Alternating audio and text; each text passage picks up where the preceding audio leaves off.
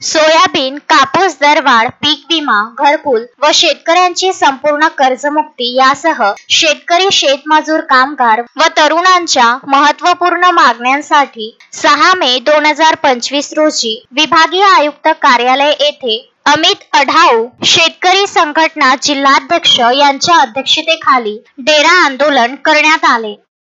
मी स्वाभिमानी शेतकरी संघटनेचा अमरावती जिल्हाध्यक्ष अमित अढाऊ आज स्वाभिमानी शेतकरी संघटनेच्या वतीने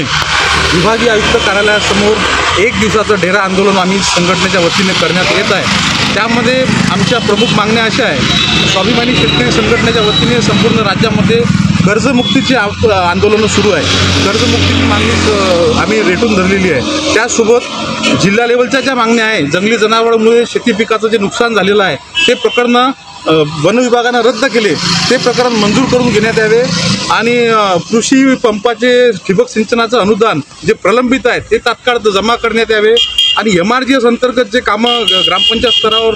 होत आहे त्याचेही बरेचसे निधी अभावी ते कामं थांबलेले आहे, मजुराचे पेमेंट थांबलेले आहे, ते पूर्णत्वास नेण्यात यावे आणि महाराष्ट्र जीवन प्राधिकरणच्या माध्यमातून जे पाईपलाईनचं काम सुरू आहे त्यामध्ये शेतकऱ्यांची परवानगी न घेता महाराष्ट्र जीवन प्राधिकरणनं जबरदस्तीने पाईपलाईन टाकण्याची जे मोहीम आता मतदारसंघामध्ये वरुड मुर्शीमध्ये जे सुरू केलेली आहे, त्यामध्ये मागणी आमची अशी आहे का ज्या शेतकऱ्यांच्या जमिनी चालल्या त्यांना तो योग्य मोबदला देऊन त्या जमिनी त्यांनी हस्तांतरित कराव्या आणि काम करण्यात यावे, अशा प्रमुख मागण्या घेऊन आज स्वाभिमानी शेतकरी संघटनेच्या वतीने विभागीय आयुक्त कार्यालयामध्ये आमचं हे उपोषण सुरू आहे, आंदोलन सुरू आहे। अशोकभाई जोशी, विदर्भ न्यूज, अमरावती।